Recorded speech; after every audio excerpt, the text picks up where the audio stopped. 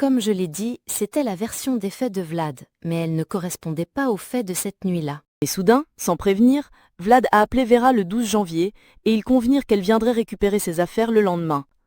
Il a dit, et je cite, « Lorsque j'ai appelé Vera le 12 janvier, je lui ai proposé de l'aider à déménager ses affaires restantes dans un autre appartement. Vera a accepté ma proposition de la rencontrer et de déménager ses affaires. Nous avons convenu que je l'aiderais à déménager le 13 janvier.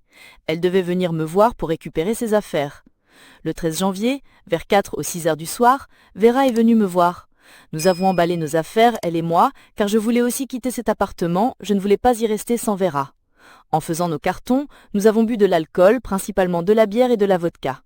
Après ça, je me suis sentie ivre et Vera aussi.